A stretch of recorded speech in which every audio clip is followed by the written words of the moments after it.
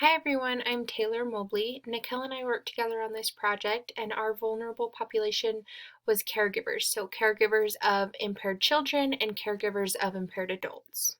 The major health concerns affecting this population are stress, self-care deficits, and depression, as well as physical exhaustion. The combination of these health concerns can lead to greater health issues like obesity and heart disease. It's important to address the health concerns faced by this population to potentially improve and support their well-being. Generally, the vulnerability of the caregiver population does not reoccur or is passed on through generations. However, in some cases it may be. For example, if a family has a history of Alzheimer's and dementia, somebody may have taken care of their father, and then later on in their life they may have Alzheimer's and dementia, and one of their children may take care of them. Oftentimes, more attention is focused on the care receivers rather than the caregivers. However, there's much more to the caregiver role than it's given credit for. Generally, the caregiver population is portrayed as happy. The media has thousands of pictures of them smiling and looking pleasant as they hold their loved one. However, this is not always the case. Caregivers face many struggles. Their journey is not always joyous as the media may portray it at times. The lack of support that this population may get can lead them to feeling isolated or poorly understood. Social support can be defined as the provisions of material and psychological resources from an individual's social network for the purpose of coping with stressors. Social support is proven to be really beneficial for caregivers. Support can be received from family or peers, and it helps to improve health outcomes for caregivers. So it can decrease depression, increase life satisfaction, improve physical health, and decrease overall stress that they may feel in this role. Support groups are a great way for caregivers to vent, get away, express concerns, and tell stories. It's a great way for them to come together and hear from people who are experiencing the same things they may be. This can help them to feel like they are better understood. Lack of support can be very difficult for caregivers. Family support offers great helpful hands for caregivers. Without support, they may find themselves with an overwhelming load of responsibilities, which can lead to increased levels of caregiver burden, which has negative effects on the caregiver's health and overall well-being. The government has definitely taken some helpful steps to assist families of caregivers with their responsibilities. There are multiple government funding programs that allow the opportunity for the caregiver to receive extra funds or assistance. Unfortunately, many families do not qualify for this assistance because of the large amount of needs within the community. Many families have been placed on waiting lists and will not receive funds for many years. One caregiver we spoke with stated that she enrolled for her son's needs when he was 6 years old, and she did not receive government funding until he was 21 years old. There is a huge disconnect between the needs of these families and the ability of the government to support them. But when the government is able to support them, it really is very helpful to them. There are also several school government-funded programs for children to receive specialized learning and care. This is funded by IDEA, or the Individuals with Disabilities Education Act. This funding is at a national level. Other groups at state levels may provide additional assistance to the caregiver and their family. Some barriers that make this population vulnerable are social exclusions. There's a stigma present within the population, and this can negatively impact caregiver depression as well as well-being. Other times, there's a big stigma with feelings or shame or doubt about the disease of the individual they're caring for.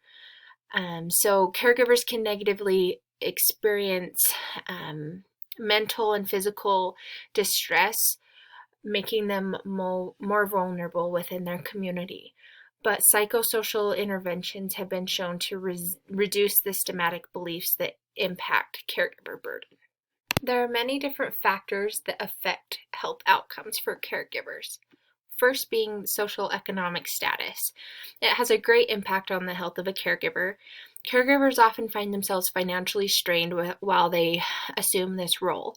A large portion of their income is dedicated and reserved to caring for their loved ones. Caregivers in diverse low-income families often experience economic strain and are likely to experience more stress, depression, and caregiver burden, all of which have the potential to negatively impact the health outcomes of caregivers. Race and ethnicity can also affect this population. According to a study performed by Cohen, Black caregivers are more likely to experience caregiver burden than white caregivers because they are more likely to provide higher intensity of care to assist their loved ones with ADLs. Latino and Black caregivers are also more likely to spend more time caring for their loved ones when compared to white caregivers in this study. The time, demand, and intensity of caregiving has the potential to affect the caregiver and their well-being and health. Religion also has the potential to affect their health outcomes.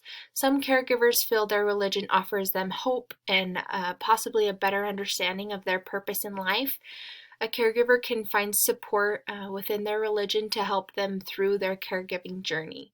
A study completed by Demonicus found that caregivers felt that their faith contributed to more effective coping strategies.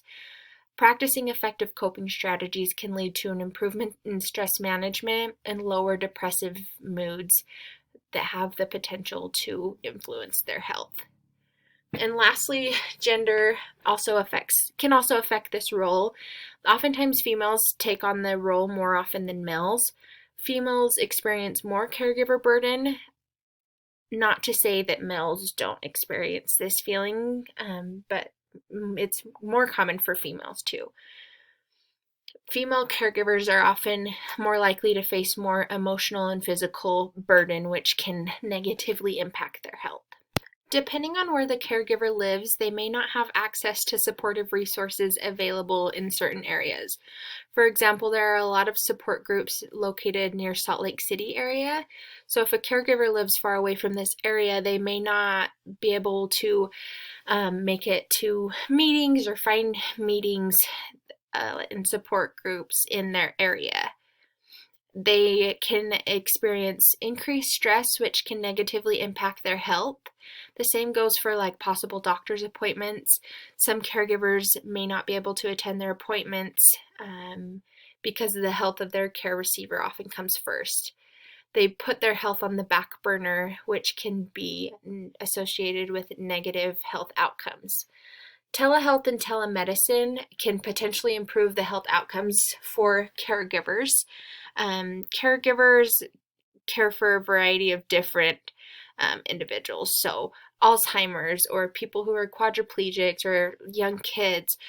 Telehealth has enabled caregivers to find support and talk to people who are more specialized in caregiving in these areas so they can have a feeling of a better understanding, and they can talk to people who kind of know more of what they're going through.